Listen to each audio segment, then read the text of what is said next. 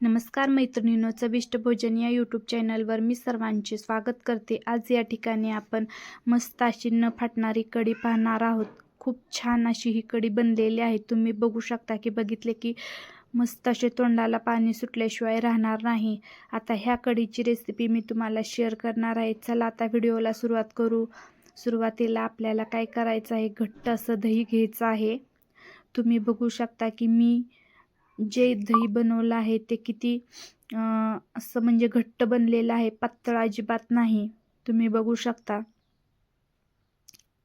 एक दिवस अगोदर मी काय केलं होतं, थोडंसं त्याच्यामध्ये विरजण टाकून हे दही मी घट्ट जमवलं होतं। जास्त आंबट कढी काही जणांना आवडत नाही, त्याच्यासाठी थोडंसं रात्रीचं जर ही दही जर विरजण लावलं तर कढी जास्त आंबट होत नाही। एकदम फ्रेश असं हे दही आहे। आता मी मिक्सरच्या भांड्यामध्ये तुम्हाला जेवढी कढी बनवायची आहे ना, त्या क्वांटिटीमध्ये तुम्ही दही घेऊ शकता। मी यातला अर्धा डब्बा इथं वापरलेला आहे।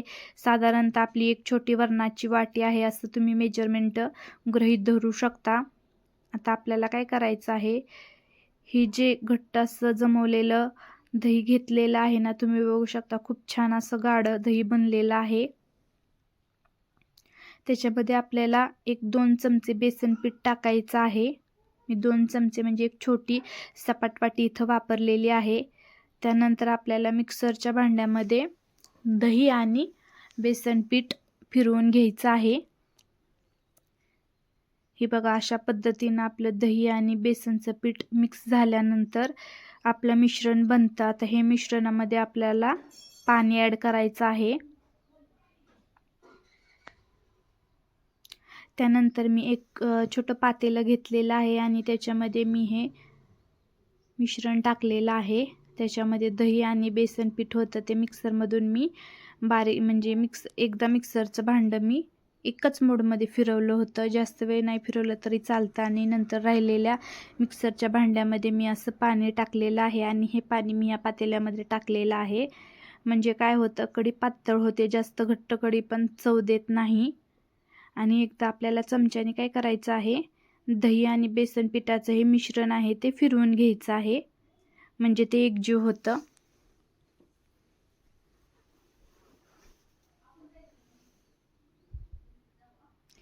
त्यानंतर मी इथं एक हिरवी मिरची घेतलेली आहे। ही मिरची जास्त तिखट नाही। आता हे बारीक चॉप आपल्याला या मिरचीचे करून घ्यायचे आहेत।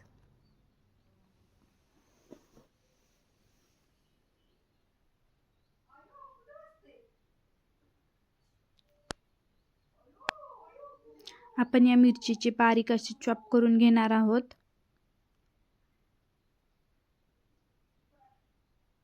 त्यानंतर मस्त अशी हिरवीगार कोथिंबीर आपल्याला नीट करून घ्यायची आहे। त्याचं शेंडं वगैरे जर जाडसर असतं तर ते काढून घ्या, कारण मिक्सरमध्ये वाटताना काय होतं, हे बारीक होऊन जातं, पण ज्यावेळेस आपण कढीमध्ये फोडणीला टाकणार आहे ना, त्यावेळेस हे दाताखाली आल्यानंतर कचकच करतं। त्यासाठी बारीक अशी आपण कोथिंबीर कट करून घेणार आहोत। आता बारीक अशी कोथिंबीर कट करून घेतली आहे। त्यानंतर आपल्याला लसणाच्या पाकळ्या घ्यायच्या आहे। मी इथे एक लसणाचा गड्डा घेतलेला होता आणि हा लसूण आपल्याला काय करायचा आहे, ठोंब्यामध्ये चेचून घ्यायचा आहे। मी इथं मिक्सरचा पण वापर करू शकले असते, परंतु मिक्सरमध्ये चव जास्त छान येत नाही, कारण थोडंसं हे लसूण जर दाताखाली आला तर खूप छान अशी चव या कढीला येते। यासाठी मी इथं खलबत्त्याचा वापर केलेला आहे। तुमच्याकडे खलबत्ता नसेल तर तुम्ही एका फुलपात्रामध्ये जे आपलं बेलणं असतं ना, त्याने पण हे ठेचू शकता। आता तुम्ही बघू शकता की आपला लसूण बारीक ठेचून झालेला आहे। आता हा लसूण मी एका वाटीमध्ये काढणार आहे।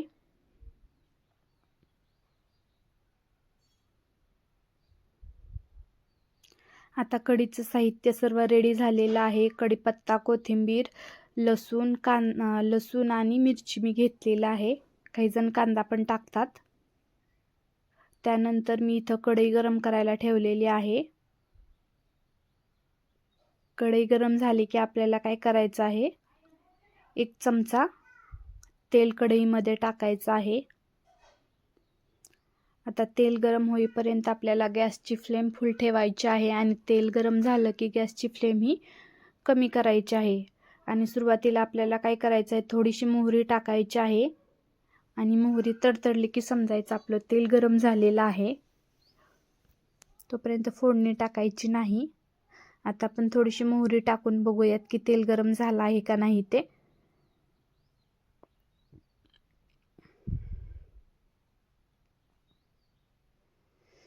तेल गरम झाल्याची खात्री झाली, थोडंसं मोहरी टाकून बघितली की नंतर अजून 1 चमचा आपल्याला मोहरी, जिरी,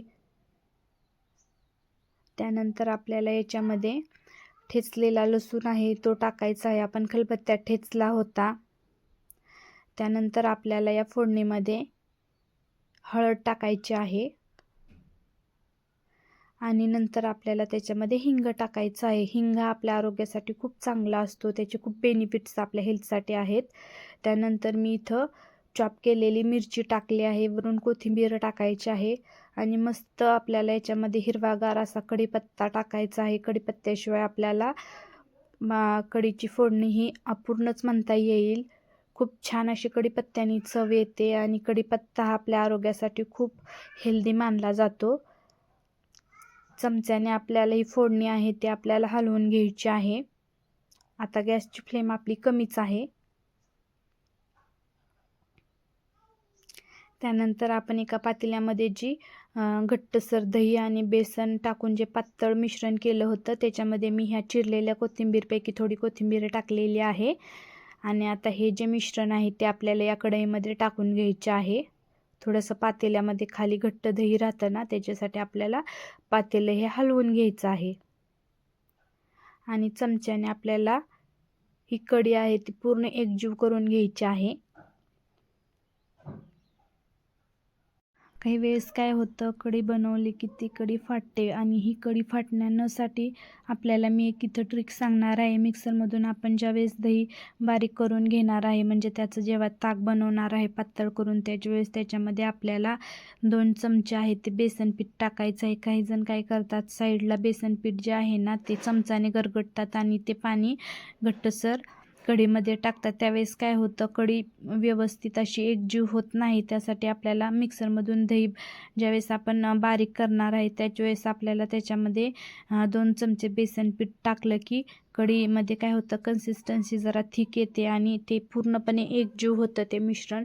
त्याच्यामुळे आपली कढी ही घट्टसर बनते आणि फाटत नाहीत. हवं तर तुम्ही पातळही करू शकता. मी इथं पातळच केली आहे. ज्याला घट्टसर बनवायचे आहेत ते घट्टसर पण बनवू शकता.